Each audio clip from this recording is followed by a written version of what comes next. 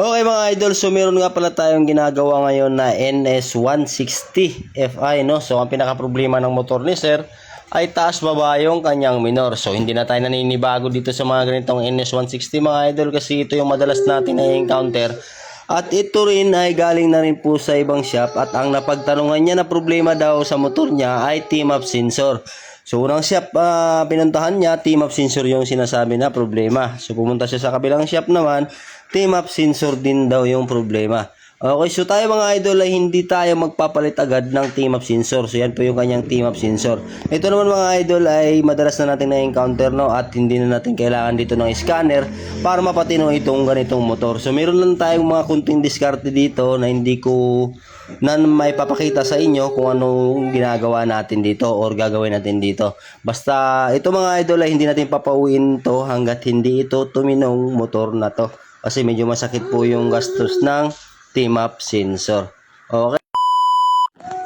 At ito na nga mga idol, no, kinalas na natin yung throttle body niya. So sa stepper motor naman mga idol, yan po yung stepper motor niya, no? So yung tornilyo niyan mga idol ay star po yan, hindi po siya allen or hindi rin screw. Star yan, no? Patanggalin nyo lang yan mga idol, yung stepper motor, para makita nyo yung kalagayan ng stepper motor. Baka kasi punit-punit na yung o-ring at sobrang dumi na din. Okay, so basic lang naman, pagtanggal dahan-dahan lang para iwas punit ng o-ring. Ayan, so makikita nyo yan, yung matulis na yan mga idol ay ipapahid nyo rin yan sa kamay nyo. Diyan yung makikita kung gaano kadumi na yung kanyang stepper motor. So pag ganyan mga idol, no, hindi na maganda yung magiging minor ng ating motor, kasi yan po yung control niya or pinaka-sensor niya doon sa idle system ng motor natin. Okay, so yan naman din yung TMAP sensor. Tatanggalin din natin yung TMAP sensor niya. May dalawa yan. Yan naman ay screw. So tatanggalin natin yung dalawang tornilyo na yan. Yan yung ating babaklasin din para malaman din natin kung okay din yung o-ring niya na kulay blue at saka yung kulay itim na medyo malaki. Okay, so kailangan kasi din yan mga idol ay malinis. So sa pagkalas naman, daan-daan lang sa paghatak at baka mabungi yung pinakadulo ng TMAP sensor. Ayan, so yun, nalaglag yung o-ring na itim malaki at nandun yung kulay blue. So ganun lang mga idol, no, ipapahid nyo rin yung pinakadulo ng TMAP sensor. Titingnan nyo kung gaano siya kadumi. Ayan, tingnan nyo ha. Yun, so kailangan din kasi mga idol ay malinis po talaga yan. Okay, so mamaya mga idol, tingnan natin kung ano yung kakalabasan ng gagawin natin. So ito na yung Rouser NS160 mga idol, yan ho. Yan, ito yung pabago-bago ang minor yan. Sususin natin, ho.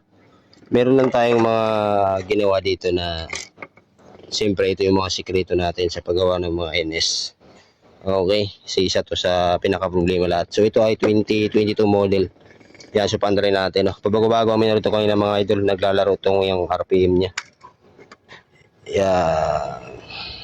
So, start natin. Uy, oh, yan, oh. Normal na siya, oh. Isa pa.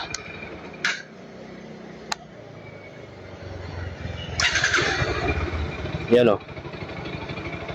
So, hindi na siya pabago-bago na. Tapos kanina pagka binirit mo siya, parang may palya siya. Baga parang may hangin. Ito wala na. Ayan, mabilis na pati yung response. Diba? Ayan o. Ayan. So normal na yung minor niya. Ito kasing NS160 talaga ay isa to sa pinakamahirap gawin. So maraming umayaw sa mga ganitong motor, no? Tayo kasi meron tayo ditong mga basic lang naman, kailang step by step natin siyang ginagawa habang hindi tayo nagpapalit ng parts. Kasi ito, yan, ito kasi mga idol, ang sinadjust na dito ay 3-in-1 switch ay yung sensor, no? So yun yung pinaka TMAP sensor yung tinatawag nila, no? So nagaling na rin to sa iba, tinanong na rin ito ng may-ari kung anong problema. So yun daw yung sabi, pero sa atin din natin pinalitan. Ayan, so ginawa natin siya ng paraan. Okay naman. Yan o. Isa pa.